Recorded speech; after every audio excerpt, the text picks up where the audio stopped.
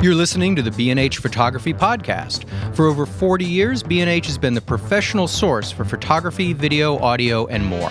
For your favorite gear, news, and reviews, visit us at bnh.com or download the B&H app to your iPhone or Android device. Now here's your host, Alan Weitz. Greetings and welcome to the B&H Photography Podcast. 10 years ago this week, on January 15th, 2009, at about 3:24 p.m., U.S. Airways Flight 1549 took off from New York's LaGuardia Airport with 150 passengers and a crew of 5 for what should have been an uneventful flight to Charlotte, North Carolina. The sky was crystal clear, and cold temperatures aside, it was a beautiful day to take to the air.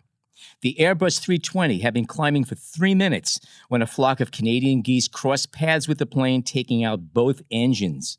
Captain Chesley Sullenberger, a seasoned pilot, quickly assessed the situation and, despite requests from the ground to attempt a dead-stick landing at one of 2 nearby airports, chose to follow his instincts to make sure everybody on board would be hugging their loved ones before the day was up. And as we all know, he did just that.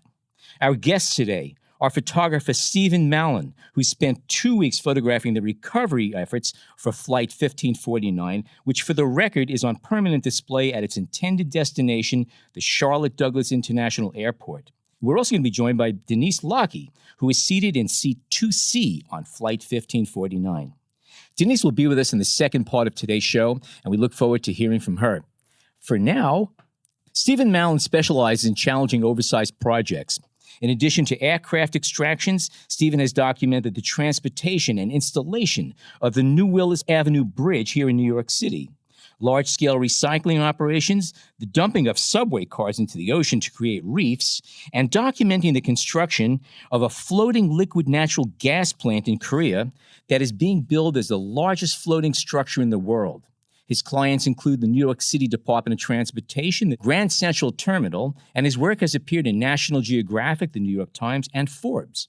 Currently, Stephen has an exhibit of large prints from a few of his series, including Flight 1549 Recovery at the Front Room Gallery on Hester Street in Manhattan.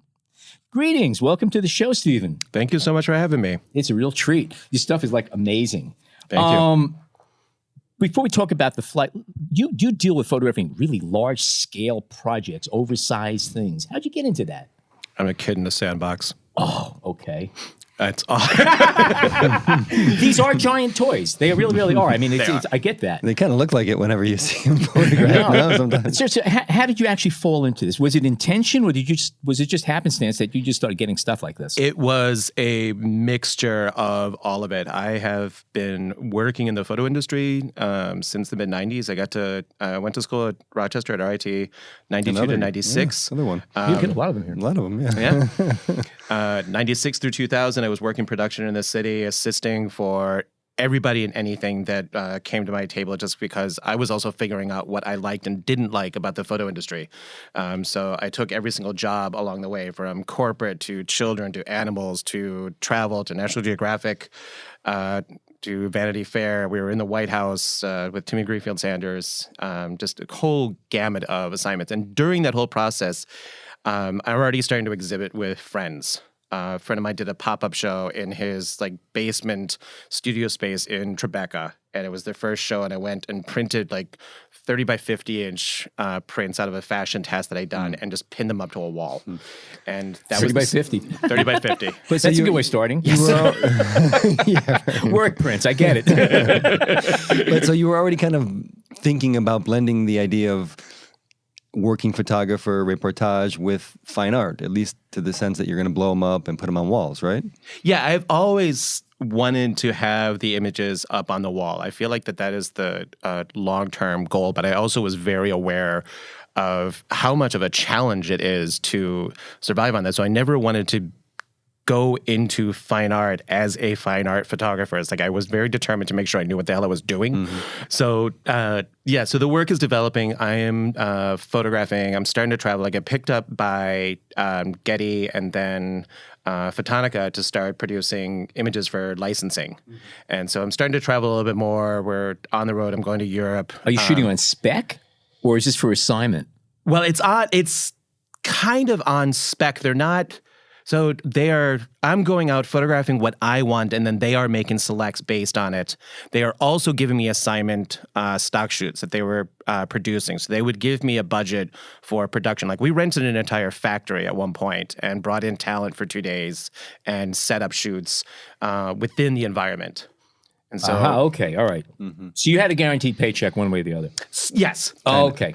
Exactly. Because Part of rather than going out on spec and saying, "Yeah, I think I'll take good pictures," and they're going to buy them from me. No, so you were guaranteed. Okay. No. It was both. Because sometimes it was like I want to do because I would get the royalty rate is better when I was paying for it myself. Gotcha. So okay. that's the sometimes deciding point. So if they had something specific that they knew that they wanted to do, and it was kind of like, well, I can either pay for this myself and make more money in the long term, or get that paycheck now and then use that money to, And was this pay something renting. how did you figure all this out? Was this something you just learned along the way, how you can kind of make a deal a little better for yourself? And also, choosing this kind of stuff you wanted to photograph, was it, because I think a lot of people have that problem. They're like, I'd love to photograph this and this, but at the same time, meantime, you got to photograph shoes to pay your bills. And the world in general is telling you, focus on something, find a style, do this, Absolutely. And it was definitely evolving. Like when I got out of college, I was planning on being a fashion photographer. I was shooting like photo illustration work and shooting, but I actually realized that it wasn't doing anything to do with fashion. I was just trying to make beautiful photography. And so when I started showing it to like actual, fashion magazines in New York, they were kind of like, where's the clothing? But they're awesome pictures. Yeah. Can't we just... Nice composition. But, exactly. The light. And they're like, oh, but we don't... That's a good one, because I've seen so many fashion things have nothing to do with fashion or any ads. Quite often the photograph has zero to do with the product. It's an attitude.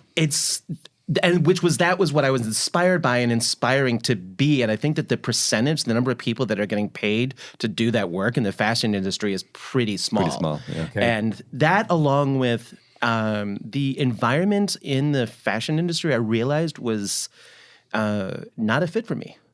So I got out of fashion. And so was there one project that kind of set you in this direction? Is there one particular assignment that said, well, you know what, I'll find more work this way? So part of the things that evolved, one of the trips that I took was to Nigeria in Northern Africa. And I shot this entire body of work and was this is on spec, this is for you, or this is assignment? This is on spec / personal work. Yeah. Okay, go ahead. I'm out there. I've got my Hasselblad, a Sunpack ring flash, which I thought was going to be TTL because Hasselblad has a hot shoe, so therefore it will communicate. So I found out when I got there, not exactly, but if you leave it in the sun, it gets warm. It's not really a hot shoe, though. Okay, sorry. So anyway, I brought this body of work back to my editor at Photonica, and she liked it, but she pointed out that like the market. Where it's really going to be helpful is stuff that has more of the human element in it, where it's more industrial, like the landscapes that are, have got the footprint of mankind and humankind. And so I said, so like more on like, parking lots and the power stations and everything. She's like, exactly. And I was like, well, that's actually some of the work that I had been doing before I went to college, because I was running out to airstrips and construction sites and like literally running across where the machines were to get better camera angles and periodically just getting kicked out so I wouldn't get destroyed by a bulldozer. Aircraft control did get a radio call that there was somebody laying down on the runway when they were coming. And you're a man after my own heart. I love it. So found out. Why don't people understand these things, what you're trying to do? They don't get it. Better angle. I get it. It's true. Right. And what was the draw at that time? Was it something you were always interested in? It was. It was the... I had always been attracted to mass transit. Like my family is from Europe, England and Ireland. And so the cities that we grew up in the U.S. did not have any actual like mass transit, but I was always in love with the metro system in London. The tube was just like amazing. And I couldn't figure out how the entire system worked and everything. And so like some of this... and getting back to the Legos was just like playing with trains, and literally the original Thomas the Train, which was like a hand-drawn ink book, was like one of the books that I grew up with. And I just never lost the attraction of mass transit and infrastructure throughout my development. And so when Karen De Silva, who was the creative director of Photonica, said to me, we need... the landscape work is good, but what's going to make it really marketable are these photographs more that have got the human footprint, the industrial footprint in them. It made sense to me that oh, this is a way I can actually start combining what I'm still attracted to and capture that is then potentially going to generate a revenue stream. So we start shooting. The body of work is getting together. I put together a landscape book of this work, and I'm showing it around to different people, different agencies and magazines, and stock licensing is still coming in at this time. But along the way, I get approached by a book agent who was interested in publishing a book with me. And at the time, I felt that I didn't have enough of a body of work of Stephen Mallon's cool photography book to really make a solid, coffee table book.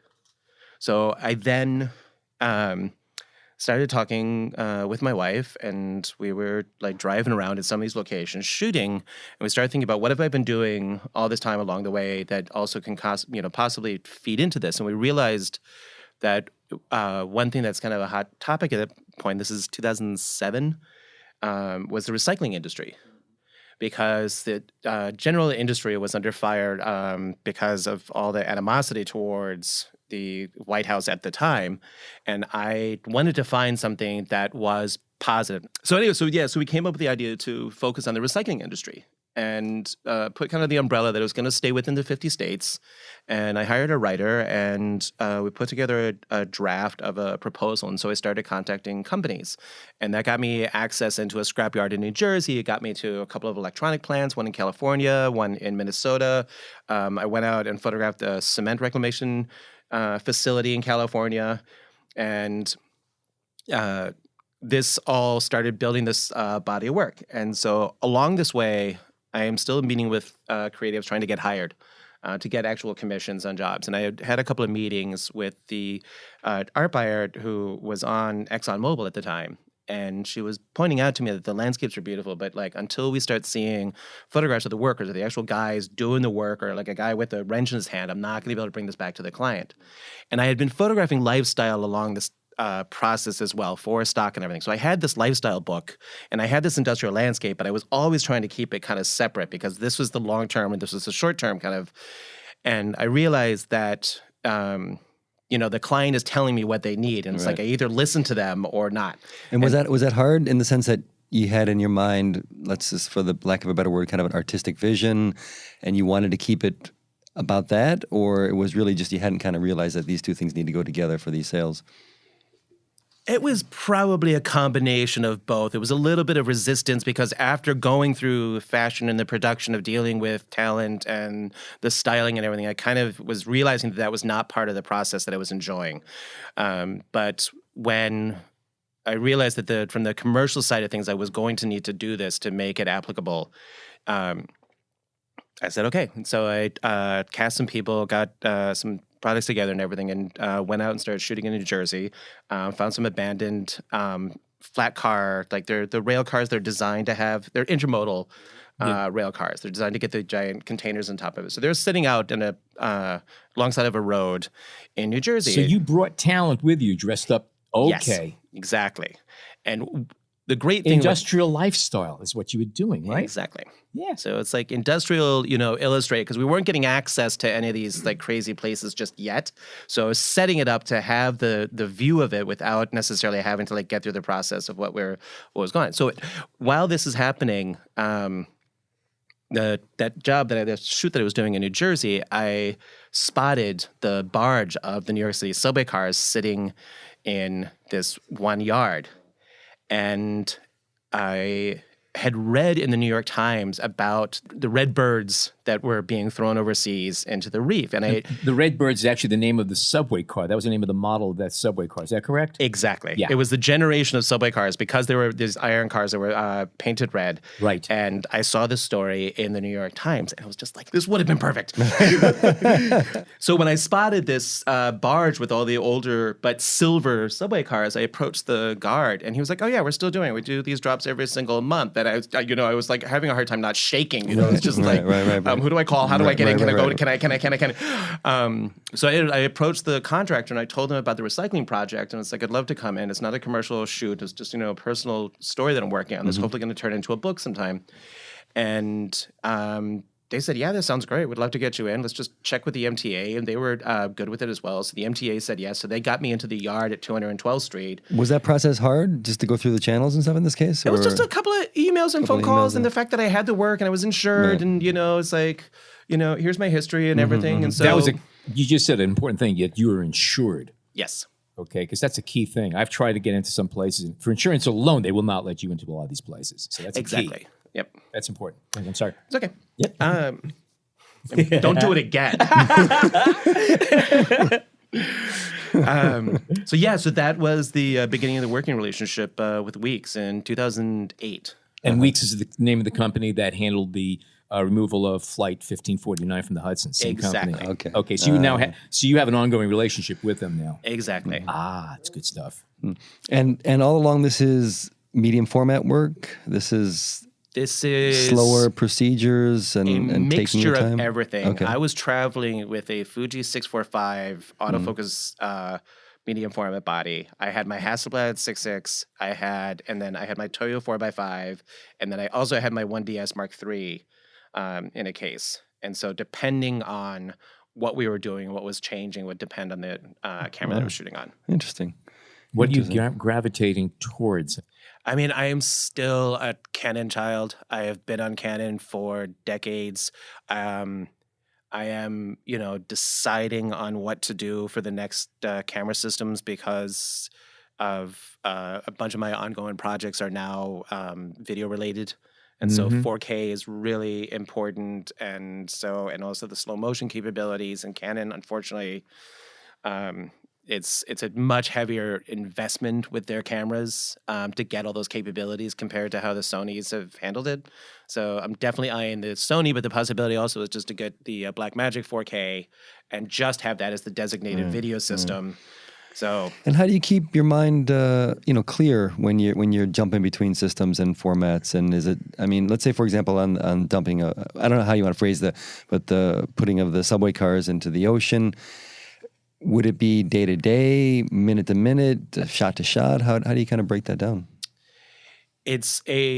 It definitely increases the amount of time because you have to have a little bit of a reboot, of like framing and what you're, able to do and not able to do between the two formats, between photo and video. Oh, okay. And the same for medium format and 35 millimeter, or was that always all right, today I'm going to shoot 35 millimeter because the day's work calls for it, and tomorrow I'm going to do medium format because I can step back and take my time?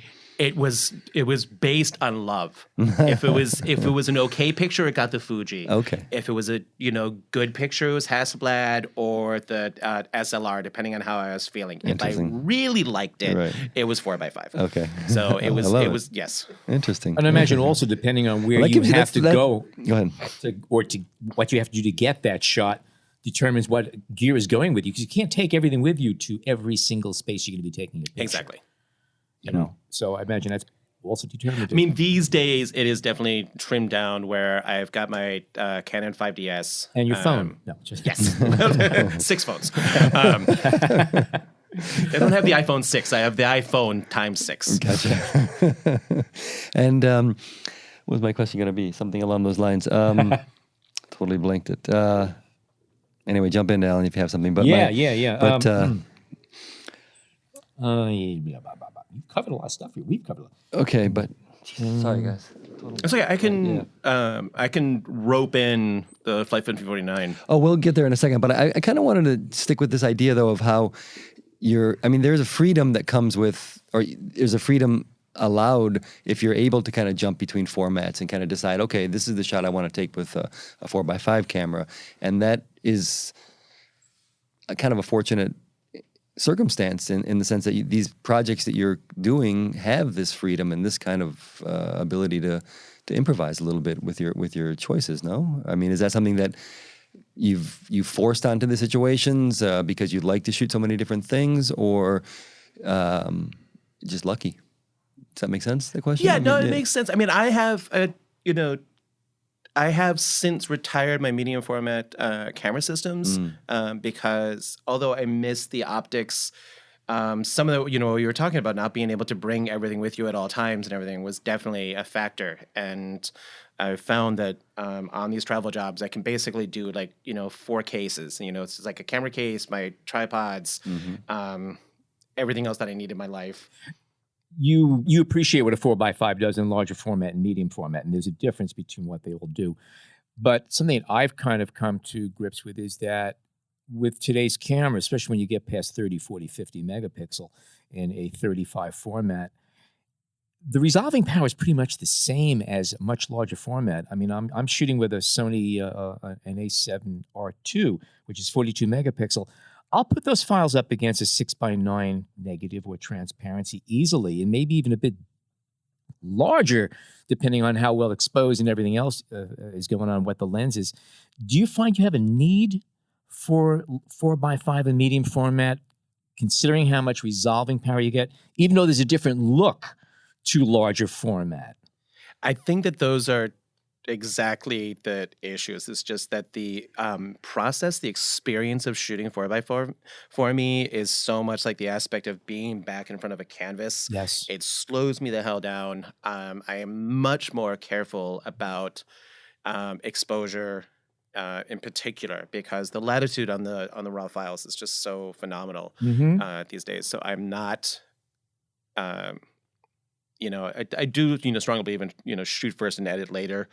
4x5, I'm definitely thinking like the goal about this is to be able to possibly bring this up to 50x70 or larger, and my digital files will do that, but I know that it's taking a little bit more work to get them there. Where versus my 4x5 film, we slap it onto the Heidelberg scanner. Oh, yeah. It is a 400 megabyte file. So, natively, it's already at that output size. Right. So, so getting back to the technical aspects of it, that was why I retired the medium format cameras. I do miss my Hasselblad lenses. I miss my 60. I miss my 50. Don't really miss my 40. It was pretty wide. All right. But I missed the ka-chunk. Yeah. Yeah. I did.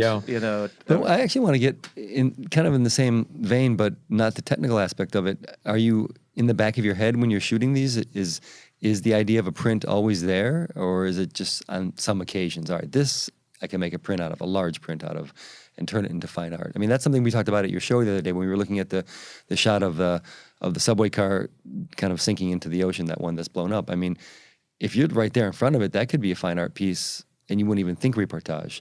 Of course, there's other ones with the planes, and it's clear that something else is going on. But are you always kind of thinking about what can I do with this besides just demonstrating? Yeah, actually, it is in the back of my mind because, I do feel that my main focus is being a fine art photographer, not I'm not a journalist. It's like I'm not a documentary photographer in that sense that I actually have an agenda. It's like I don't get hired to go out and photograph any other political environments or movements or anything. Like I'm not out on the street shooting the protests. It's like all I do is get into these industrial locations, and some of them are more environmentally sensitive or questionable than others. I'm working on a personal project that covers the Superfund sites in the U.S. right now, and when regulations have failed. And so, but also like the project that you mentioned earlier in South Korea, the construction of the Prelude. It's the construction of a liquefied natural gas plant, and it's a clean energy. But it's a floating natural gas plant. Yes. Oh, I've seen illustrations of those. Okay. Yeah. Those are monsters. It's an absolute monster. It is 1,600 feet in length, and it is going to be stationed off of the coast of Australia. It's already there now. It's not, I don't think it's completely operational, but they're in the process of setting it up, and it is going to be there for 25 years before it has to go back for a retrofit. And it was designed because of a natural gas reserve that was there that was too far away from land to put a pipeline in.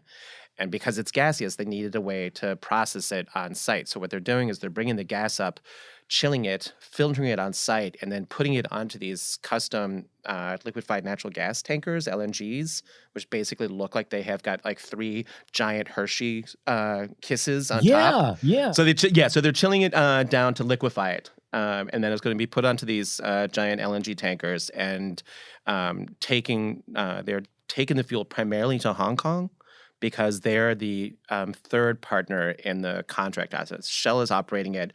Hong Kong is the energy company that is the primary delivery point, and then Australia owns the land rights. So that's how everybody is funding, and that's where everybody is getting their take. And is this the project that you pitched? They hired you? How does the setup of this work? This was a project that I pitched to the New York Times Magazine. Okay. And they liked the idea, and we spent half a year going back and forth between Shell and the shipyard were really the two people that we had to kind of talk them through it, because Shell was like, this is a great project. We love it. We'll send you the photographs right now. And they were like, no, it came from Steven, so he has to go shoot it. And they're like, okay, so Steve can come and do that, but then we have to see the photographs before they get published. Right. And the New York Times is like, no, that's not going to happen either. And they're like, okay, so we can do this, but the shipyard has to see it before they get published. And like, no. So again, you're kind of between the worlds of editorial and corporate work and your own personal projects. So yeah. So the compromise was that they were able to, I had a safety engineer from the shipyard. I had someone from Shell keeping an eye on what I was, shooting. So basically, if, they didn't want the engineering that was happening to the left, they're saying, don't shoot that direction.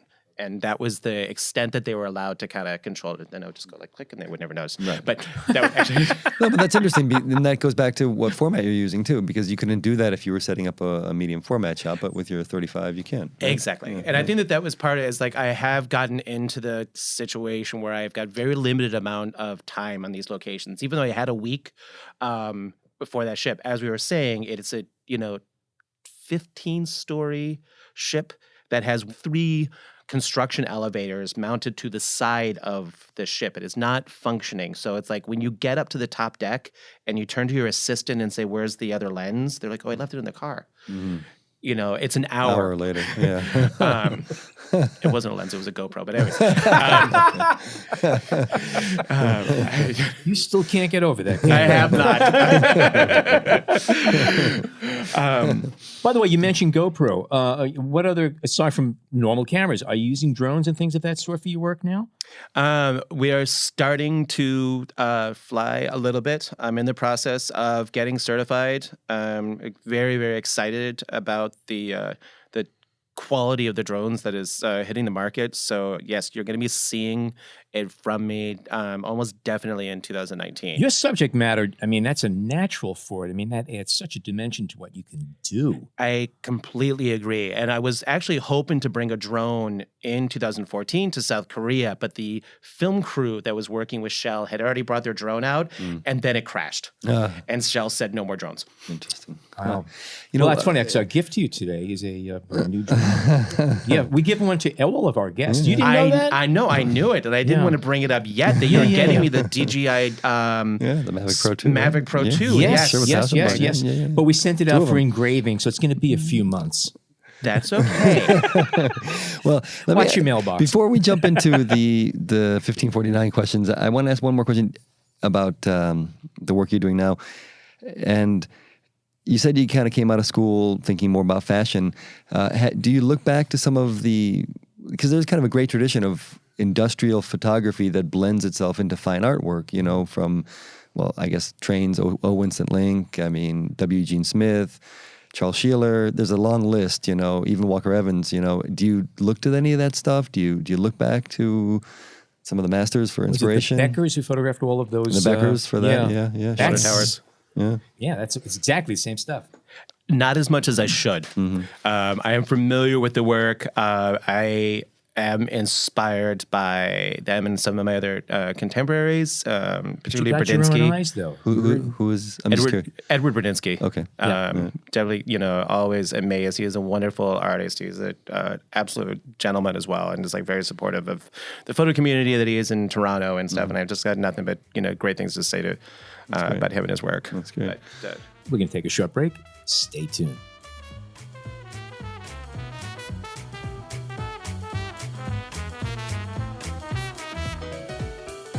We hope you're enjoying this edition of the B&H Photography Podcast. Send us a tweet at BHPhotoVideo, #BHPhotoPodcast. All right, we are back, and we are joined by Denise Lockie, who was seated in seat 2C on that fateful day on flight 1549. To kind of get in the mood with things, we during the break, we had the studio flooded with 4 feet of ice water. So if you hear some teeth chattering, we're just trying to keep things realistic here. Welcome, Denise. I hope that joke didn't go over too bad with you. Not at all. Do you have an aversion to ice water since then? I mean, I imagine you have certain fears in you since all that happened. I have absolutely no aversion to ice water in my cocktails. However, I choose not to become a polar bear and go out into the water when it's 35 or 36 degrees. I can tell you that away. I remember that day very clearly because I was coming to the Andes. Amphibious rescue craft were blowing down 34th Street and sirens were all over the place. We knew something was going on.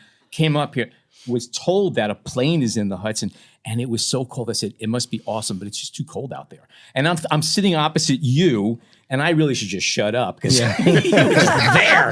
I cannot imagine that. Before we get into that, I just want to catch up with Stephen on how you got to do this photography of the plane, and how soon after the plane hit the river did you show up? I arrived the day after. What had happened was... You should check your messages. You got to check your phone. Okay. Yeah, well, it was a pager at the time. So as we were saying earlier, I had started working with Weeks in 2008 with the subway car project. Yes. And then they had also told me that they were scrapping a ferry out in Weehawken at one point, and I went and photographed that. And then a little bit along the way and everything, my contact at Weeks gives me a phone call, and he's like, oh, I don't know if you're interested, but tomorrow we're picking up the Concorde. And so they commissioned for me to follow the Concorde getting put back to the Intrepid, which had been docked out at Staten Island for 4 years for the retrofit. So it was just coming back. And so I went with the Concorde with Weeks. And that was when I met Tom Weeks, who's the son of the original, it's a family-owned business. I mean, Tom Weeks was the main guy. And so we met. And so January 15th rolls around. It's my wife's birthday. We're sitting at a bar, toasting her, watching this, and, the news is coming in that everybody survived. And this was huge. And it was the first, and I didn't know it at the time, but it was the first, emergency ditching / crash in a body of water with a jet-powered commercial aircraft where everybody survived. And so, that was just huge news. And so everybody's, celebrating, the miracle on the Hudson starts becoming the name circling around it and everything. And at one point, I still, I'm not sure if it was the voice in my head or my wife. She said it was her, and I think it was me. But, it's some voice said, I wonder how they're going to get the airplane out of the water. And I was just like, I know who's going to do this. Yeah. Because Weeks had this giant rotating crane on the Eastern Seaboard. And so at that moment, I called my contact, and he didn't pick up the phone, but he called me back in a couple of hours and is like, I don't know if we've got the project yet. I am having a meeting with the Coast Guard and the FBI at like 10:10 tomorrow morning. I'm going to know if we're doing the project or not. And it's like, I won't be able to pick up the phone because of that meeting, but call Tom Weeks, because he always answers his phone. This is before all the robot calls and people would like actually answer your phone. And just remind him, when you guys met, and ask him. And so I called him and was like, hey, Tom? And I was like, yeah. And I was like, hey, it's Steve Mallon, the photographer. Oh, yeah, hey, we met on the Concorde job. And I was like, oh, yeah, what's up? And he's like, did you get the project? And he's like, what project? Well, the plane in the river? And I was like, oh, yeah, we got it. Do you want to work?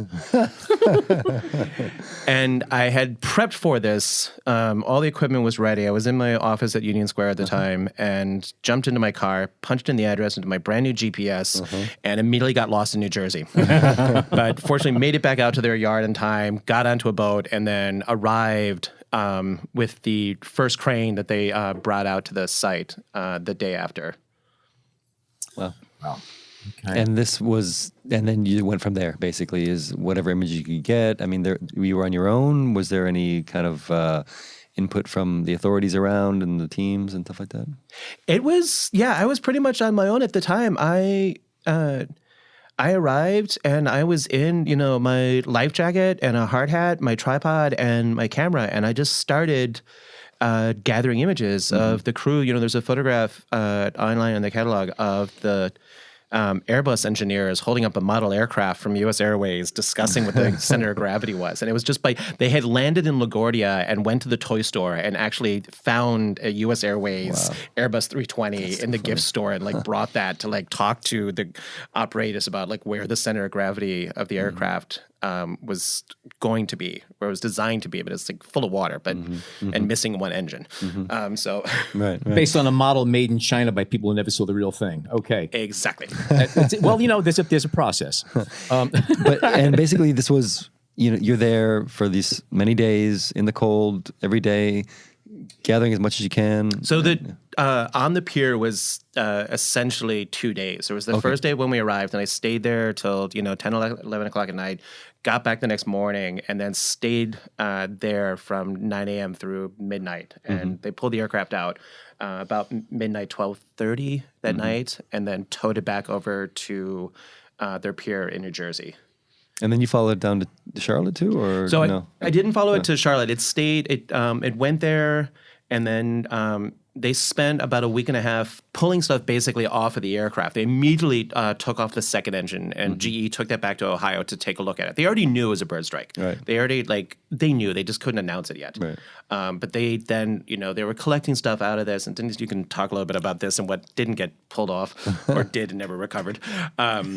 And then they took off the tail, they took off the wings because there was no other way to transport it. Right. And then they put it onto these custom hydraulic trailers.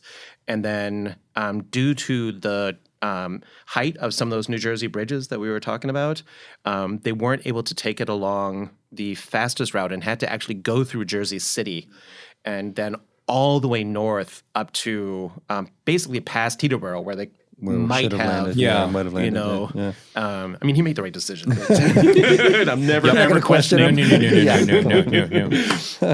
So when you were there shooting, though, were there other photographers on site? There must have been news guys around. Were you thinking, okay, I'm going to create some beautiful images here, or was it as much about capturing as much as possible and a combination? It was a combination of both. I always wanted to make sure that that Weeks' work was Your client documented comes first, sure. But I also was, wanted to make sure that what I was coming away with from this was going to be unique. That it was not just a newspaper-esque photograph, A documentation of a project. Exactly. Right. So I There had to started, be an interpretation. because of my background and focus on the landscape, the industrial work, and everything that I did, is it's still all right, how do we frame this? How do we visualize this? Now we've got all those things that were happening quickly covered. Now let's go back and find these more unique moments. And just also, just stay in what's happening next, asking, when are the divers going in the water? When are they, what's the process? What's the schedule like? And, so just kind of kept on staying informed with the engineers and with NTSB and the FBI and those water cannons. And well, it is still full of fuel, so it could possibly still blow up at any point. I mean, the flash point was low. It was super cold. So they weren't really worried because, if they were worried, we wouldn't have been there. Cleared you out, But they still literally put up all these water cannons just in case something sparked when they pulled it out or at any point. It's all unknowns. Yeah. It's all unknowns. This is the last question for Stephen. And this is, this is in the days right after. The news is clear that everyone has survived, but it's still a very emotional and dramatic time.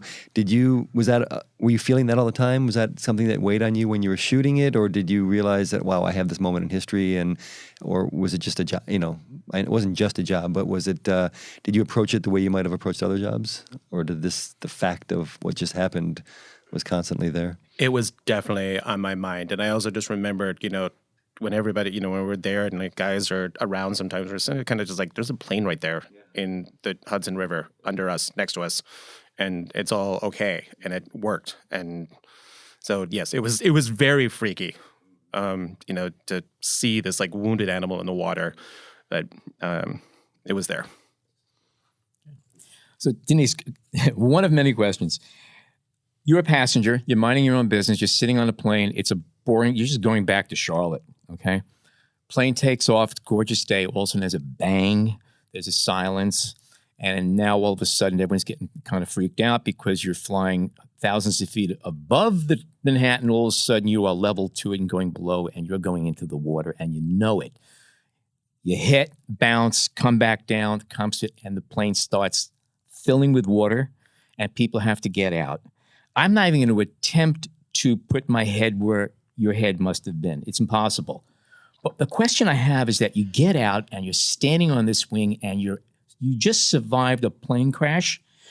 You're in the middle of the Hudson River standing on the wing of a plane. You're out of this craft that is starting to submerge. And then somebody says, jump in the water. Did you pause? Because I don't know if I'm standing on a wing and I'm secure. I don't know if I'm going back in the water that is so cold on a horribly cold day. I actually didn't go out on the wing. I went out of the slide raft that was upside down. Oh, so you had no choice. I had no choice, and I actually was very calm at that moment, but my slide raft did not deploy properly, so it was upside down. So when I went out with the help from my seatmate who pushed me, without my glasses, I went right into the water. And it was bone-chilling cold. It was the coldest moment I've ever recalled in my entire life.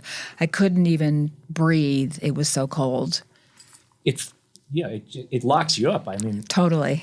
how long were you actually in the water before you were pulled out? I was in the water approximately, to my knowledge, because I have a complete absence of memory from a certain time, and I just found out last year that the boat that I was on was the last boat that picked up the last passengers. So I was one of the last passengers that was actually picked up and transported over to New Jersey.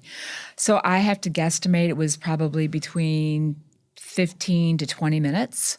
I really don't know. There's no time stamp, but I do recall trying to get up on the rope ladder endlessly and tirelessly, and I couldn't do it because I could not grasp, because my hands were frozen and my feet were frozen. It just saps your strength. I had nothing, no energy whatsoever. And the other passengers that were coming down the slide raft and in a similar situation, my first thought process was the people that were actually swimming in the water and trying to get them to come over to the raft so we could get them on and hopefully save some lives, because we obviously didn't know the extent of what was going on. And there was a lot of things going on in my mind during that time. There was a lot of different ups and downs. Okay, did I just survive a plane crash? Am I going to drown? Right. Are we going to explode? What about the other passengers? How can we make this a much more positive situation than what I perceived as dire? At what point did you come to grips that you're okay and you survived? Because just because you're out on the wing or in the water or in the raft or whatever, it's not over. I mean, at what point did you say, I made it? I think when I was finally taken over to the triage area and we walked in and they approached every passenger and they put body tags on us. And since I hadn't been familiar with a body tag, I had to look at it. Without glasses, I was trying to figure it out. And I remember seeing a black section, which is not a good section to see. Yeah. And I remember a lot of the first responders coming over and asking how I was doing. And I said, well, I'm fine. And they said, well, you have to take off all your clothes. And I was very shy. And they took up a sheet, just a regular bed sheet, and put it around me. And they said, no, you have to take off everything. So I was standing in a room with hundreds of people, stark naked. And they said, how's your foot? And I said, it's great. How's your leg? Perfect. How are you feeling? Great. Wonderful. They said, well, why don't you look at your leg? And I said, it's fine. So the next thing I knew, a doctor came over who I didn't know was a doctor at that time, and she started asking me questions again. They were doing my blood pressure and everything else. How's your leg? Oh, it's fine. Oh, are you sure? I said, yeah, it's fine. And all of a sudden a gurney comes over and they slap me on the gurney. My ankle was about 4 times the normal size, black and blue from here, from my hip all the way down to my ankle. So I didn't realize that I had sustained some injuries because obviously my adrenaline was. You were in shock, is what I guess you were. Of course I was. Yeah, I mean, I guess that's a good definition of Yeah, shock. I was in shock. And was there, when in this process, did you have a sense that most people or everybody had survived? Was that even made aware to you until later? Absolutely not. I had absolutely no idea. I had no idea if it was a bird strike. I had always, in my back of my mind, I thought it was another 9/11. Right. That was the first thing that came to mind. Right. I did not know if there were survivors. I did not know that there were people all over greater Manhattan, New Jersey. I thought we were all in the same place. I had no communication. I had an old flip phone and a BlackBerry for work. And by the way, did you find my BlackBerry? Because I tried. Okay. It wasn't where you said it was going to be. I'm still looking for my wallet, my BlackBerry, and a couple other miscellaneous items. We'll give you a cab fare when the show's over. Okay, thank you. I'd appreciate that. But I did have a flip phone, which I normally never would have had on me, but I'd put it underneath my sweater that I was wearing. And actually, it was damaged, but I was able to make a couple of phone calls until it went dead.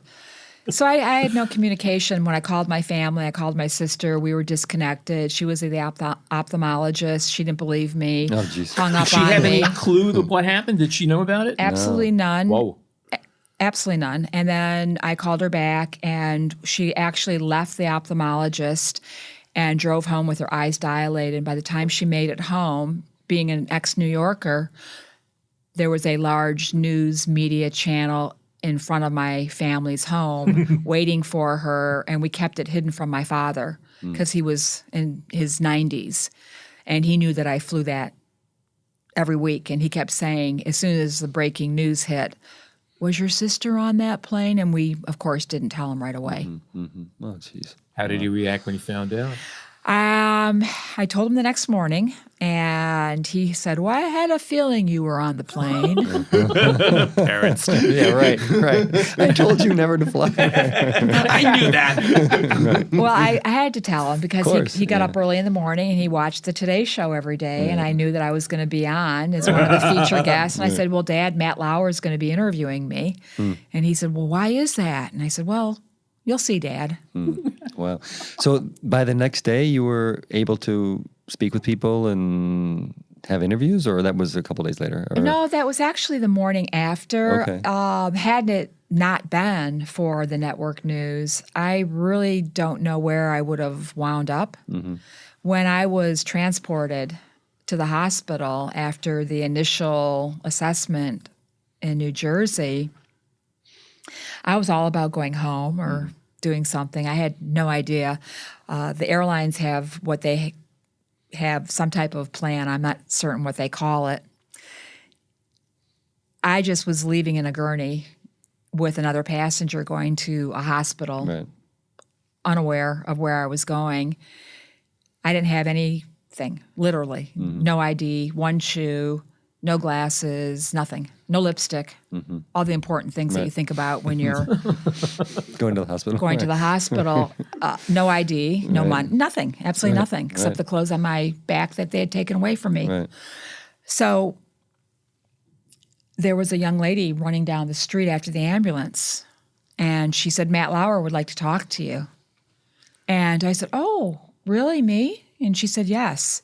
So she threw her business card, and she actually followed the ambulance. And had she not, I really don't know what would have happened that night, because she waited in the hospital all night until I was released, and actually got a black car, brought me into Manhattan about 3:30, 4 o'clock in the morning, put me into a hotel. They picked me up by another black car later on and took me over to the studio.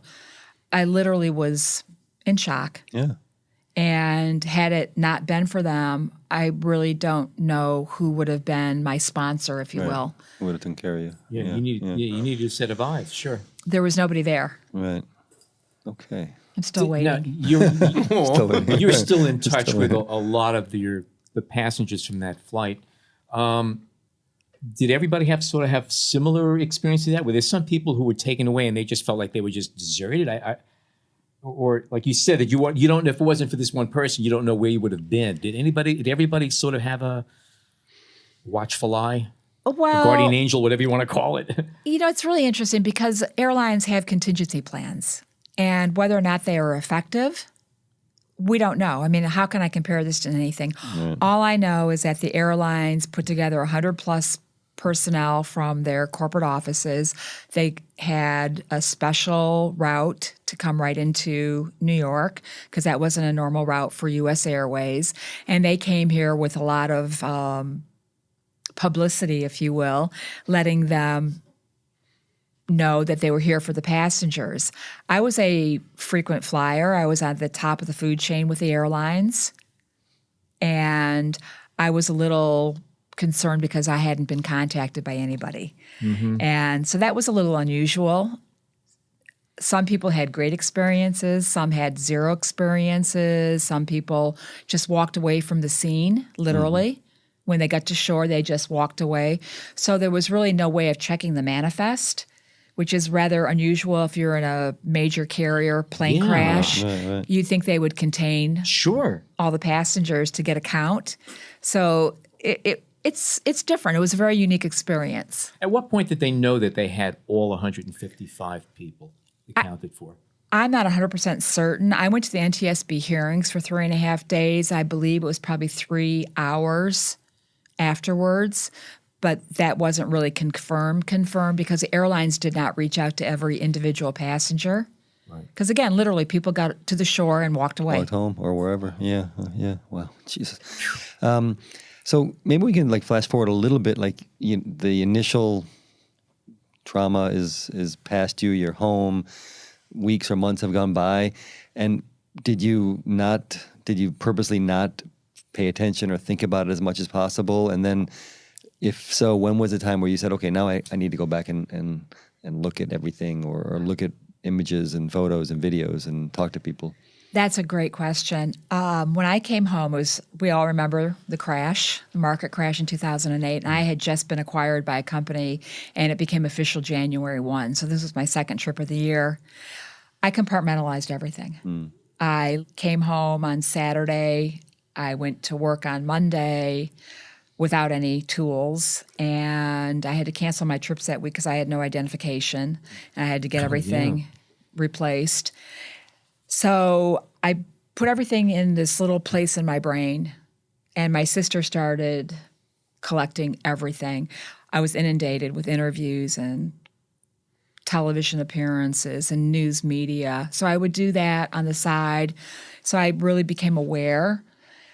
But I always, in the back of my mind, my career was so important to me, I just wouldn't talk about the real life issues or the real life trauma that I was personally having.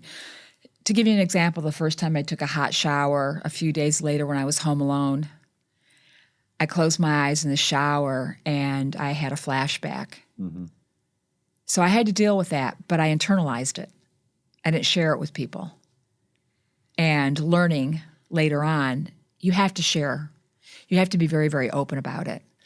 And I became more engaged with other passengers and learning more and more. And I, of course, went and saw professional help, but I still kept it very personal, extremely personal. When my employer would ask me to do things, I would do it. I never said no.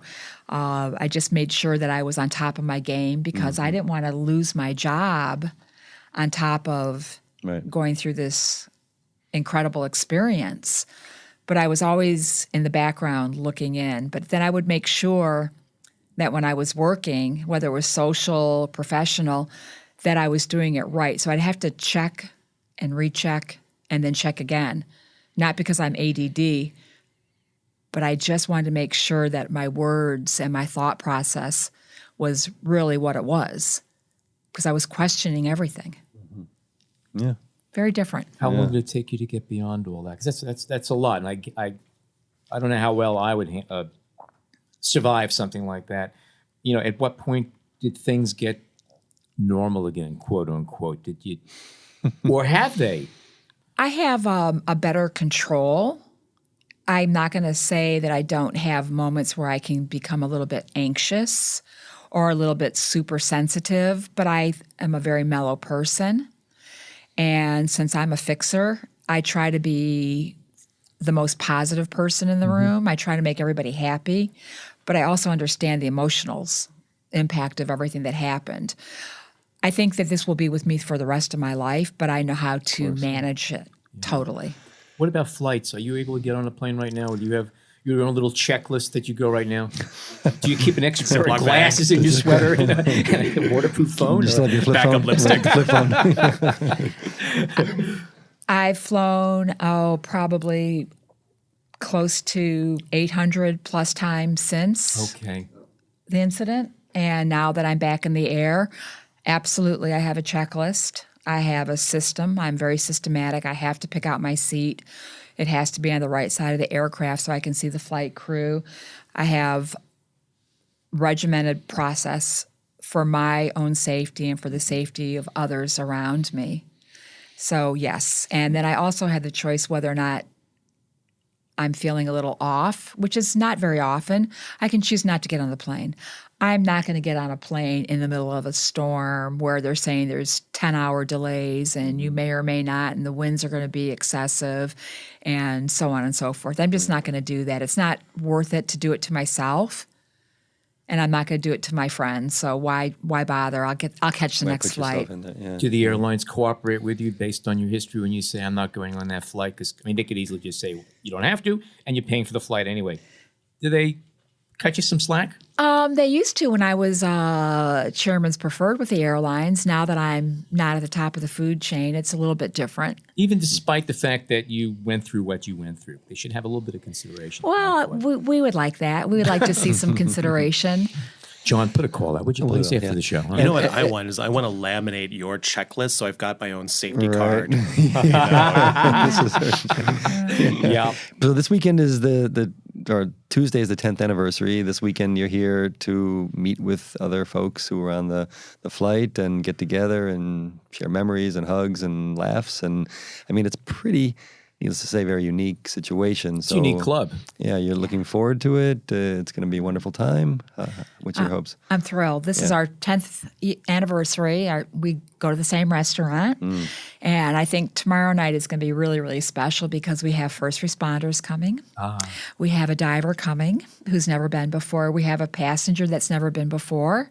And if we get one passenger every year that has chosen to stay away for various reasons, to bring them to us as a family, we are very, very happy. Imagine. So we drink excessively, we party excessively, we talk, we cry, we laugh, we share memories. We're one big happy family. And This is just an oddball question. Have any couples or marriages kind of developed from the people that were on that flight together, or any long-term relationships other than through the bonding of this? Yeah. That's a great question. There's been Jay, do you have any newlywed music? The theme song? And any divorces? Yeah. Well, fair enough. Yeah, actually, good question. Yes, go ahead. Here comes a bride. There has been some, family indifferences. There has been some divorces. There has been couples that met on the plane that dated for a while that are no longer together. I've attended 3 passengers' weddings, which has been terrific. They're part of my family. And of course, career changes, children. We've got such a huge population of children from people that were on the plane. There was 2 couples actually, that got married, and they have their families now. So you think back and say, well, what if? And now we know that they're very, very happy, and they came to New York that weekend and got married, and now they have their families. Out of all the passengers that you're still in touch with, again, this is a life-changing situation that you go through. I don't think anybody walks away from this unchanged in some way.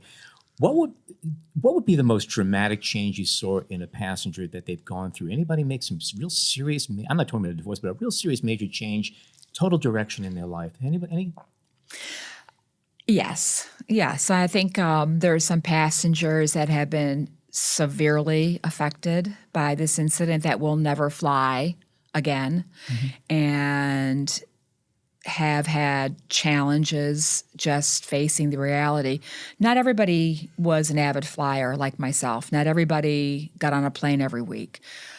There were a lot of mixed emotions. So some people have post-traumatic stress, and that's something that we always reserve for the military.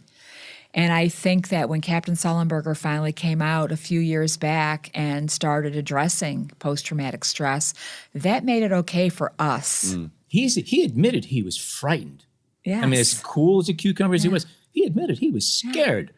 But until he mentioned post-traumatic stress, I think we as passengers didn't ever want to utilize that terminology because we didn't feel as though we were actually in that category. You went through a That's fair serious enough. trauma, but we do associate it with military. But listen to what the words are. That's what you went through. Needless to say. Yeah. Yeah.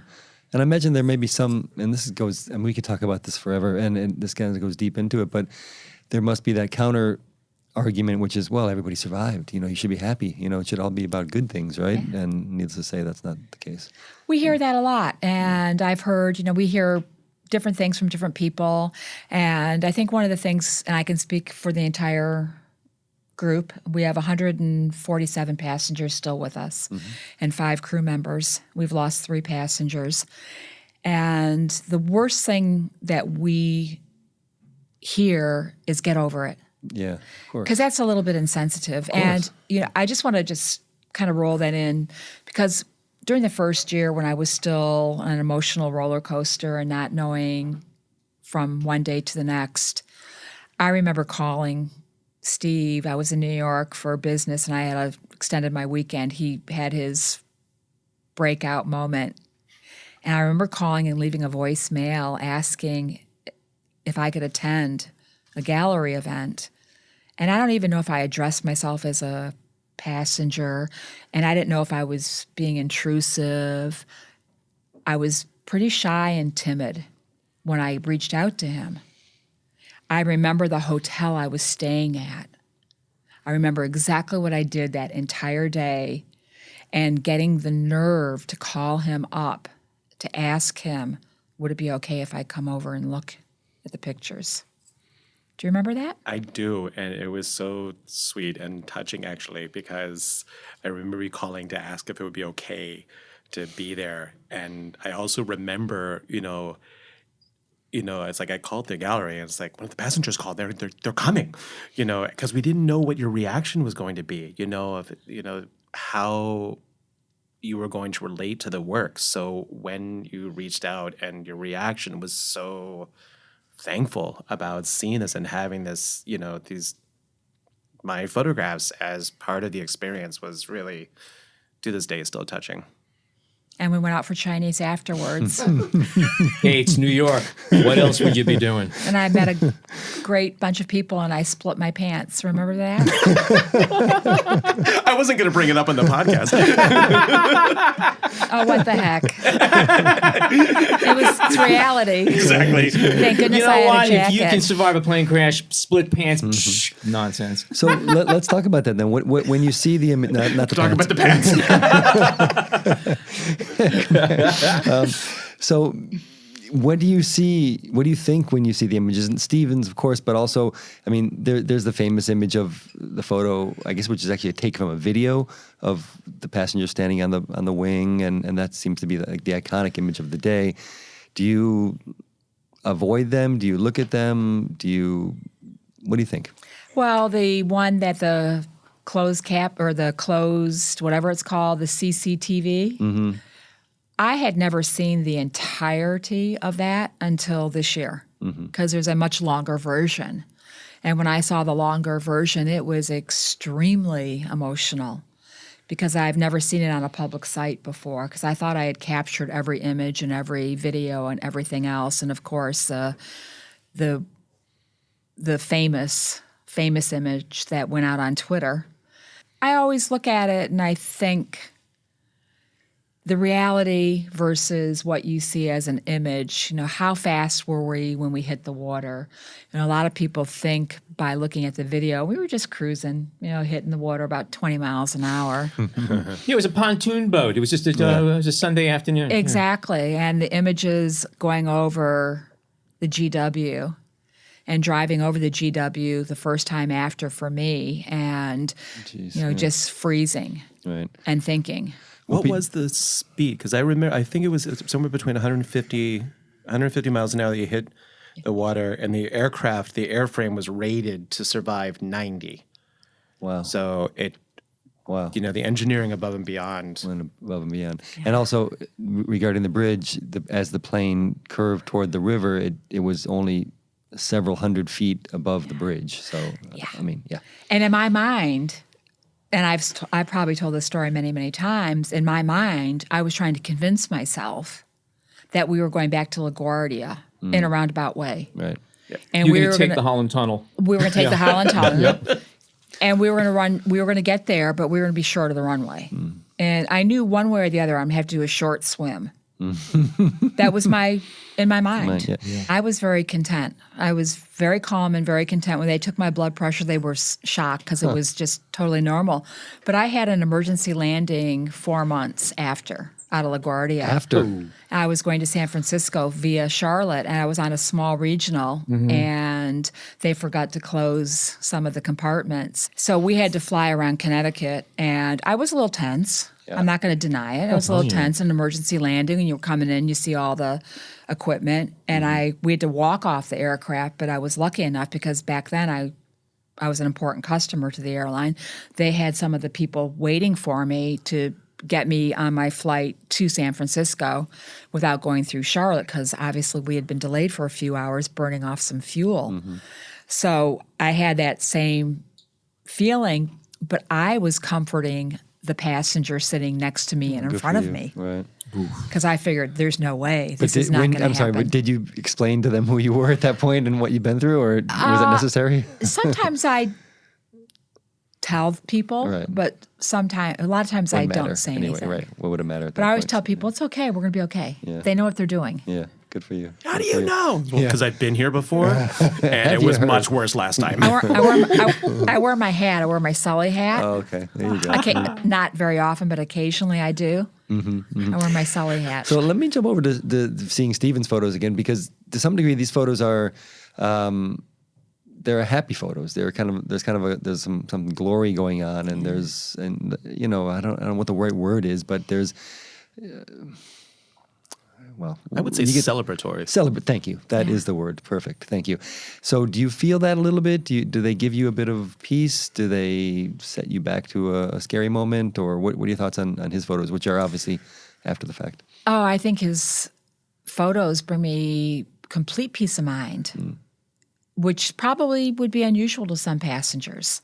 I just look at it and put the reality into perspective and look at every detail, the photo of the engine, because people always said, well, there wasn't a lot of damage. And I said, oh, okay. Take a look. I've had the opportunity, and you probably saw the inside afterwards, and it was not pretty. I'm sure. It was not pretty looking at my seat and seeing it disruptive and What could have been? still looking for that BlackBerry and my glasses. Not there, but You'll get them one day. Yeah, I mean, I was inside the aircraft when it was up on the pier, and TSB was kind enough to let me in, and so I was the first professional photographer inside of the aircraft, and it was it was spooky. I was inside of the cockpit, and there's that photograph of the of the controls of the throttle, and I was not touching it, I was kind of very protective of, it's even though it's there's mud streaks on it from being in the Hudson River and sinking at one point. But it was. You know how deep it was at that, where it rested? It wasn't too deep because it sank because the rope had broken where they tied it to on the pier. Okay. So whatever the depth is on the shallow side of the Hudson River. 30, 40 feet, something like that. Yeah. I know that the engine that separated was deeper than that because the center of the Hudson was down below 50 feet, which is why the New York NYPD's divers did not want to do it because it was a compression issue at that point, which is why they sent Weeks back in to get the engine out. That came more from the impact, right? Yeah, it snapped off. They're designed to. Yeah. Do you plan to have a Stephen Mallon image purchased and bought in your home? Do you celebrate the wing picture? Yeah, I mean... I have to have the wing picture. I do. I mean, I've wanted it for 10 years, and I absolutely have to have it. And there will be a time that I will have the picture. right. I mean, we've talked about it, and because it gives me great peace. This is what I'm getting at. Yeah. And I do have to have it. It's something that I'm going to have to save my pennies for and get it, because it does bring me such great inner peace. And every time, I remember the very first time I saw it, how I felt, and every time I've seen it since. Actually, I just put it up on my Facebook page. I asked his permission because, once again, it gives me that inner peace. You know, people sometimes, because we're all into social media today, we didn't have social media back then, and they probably always think, oh, here she goes again. It's that time of the year. It must be coming up to the anniversary. Well, this is not something I'm going to drop because this is our 10th anniversary. I'm going to continue this every January 15th till the day I die. As you should. As I should. Yeah, especially Absolutely. with the attitude that you have. Yeah. I mean, I imagine there's many passengers who would never want to look at anything regarding this, but I think it's healthy what you're... It's very healthy. Yeah. It's very Few healthy. of them actually have purchased prints. Yeah, the image of the cockpit throttle, and then there's one other image titled Portal, which is not in the current show, but it's a photograph of the tray, and it's just the water droplets and everything. And there's no real reference. Very few people can identify it at their first moment, but those three pictures are the primary ones that the collectors, that the passengers have purchased. The other images have sold periodically to New Yorkers. One of the first images that we sold when we were in Miami originally in 2009 was the image of it coming out of the water at night. A fashion guy, actually a designer came by the booth in Miami and was like, oh, wow, that's cool. Yeah, I'll take that. Not knowing necessarily. I think he must did have know known. that it was Right. New York connected because Yeah. and I always just love the fact because the gallery at the time was in Williamsburg and he was in Soho, and it took us meeting in Miami because we couldn't get them over the Williamsburg Bridge. Right. But Not in Miami. Right. yes. Cool. Yeah, Stephen, people want to catch up on your work and see some of this stuff. Where should they go? So the current exhibition is up at Front Room Gallery in the Lower East Side at 48 Hester. So the show is going to be up until February 24th at the gallery. The next exhibition after that is going to be just on the Artificial Reef project that I did in conjunction with the MTA, and that will be showing at the New York Transit Museum's annex space at Grand Central Terminal, opening March 20th. Okay. That's going to be interesting. And website and Instagram? Website and Instagram, StephenMallon.com, MallonFilms.com. And it's STEPHEN. Get it right. That's right. That's right. Not Stephen, Stephen. M-A-L-L-O-N. Better Stevens are with the PH. That's right. Yeah, the better one. Yes. And Stephen Mallon Photography and Mallon Films and everything. But feel free to reach out if you got any questions. Yeah, Always wonderful. happy. I look forward to that, the Transit Museum show, because that's the first series I saw of yours, and I really think it's pretty cool. Thanks. I'd love to see what it looks like underneath the water, too. Right? Now that it's there. And then I've got one other. I am curating a show actually in Hudson, New York that's going to be opening in May. Oh, really? Yeah, it's titled "What Could Possibly Go Wrong." I look forward That should to be it. good. That should be good. We threw this together very quickly, and I can't thank you both enough for making the time to get here and, Yeah, and this was a talk unique about opportunity, it. and I it was hope great. that this anniversary celebration is as great as it should be. Me too. Thanks so much for having us. Pleasure. Yeah. Thank you very much. Okay. Well, I don't know where you guys live listening in right now, but where we are, it is really, really cold. And what better time to gather up the family, make a fire, and catch up on past episodes of the B&H Photography Podcast. If you are not a subscriber, it's easy, it's free, it's informative, and entertaining. You can subscribe on Apple Podcasts, Google Podcasts, Stitcher, Overcast, Spotify, and you can always find us on the B&H Explorer website. And heads up, because we have a new Facebook page coming up soon, too. For now, on behalf of Jason, John, and myself, thank you so much for tuning in today.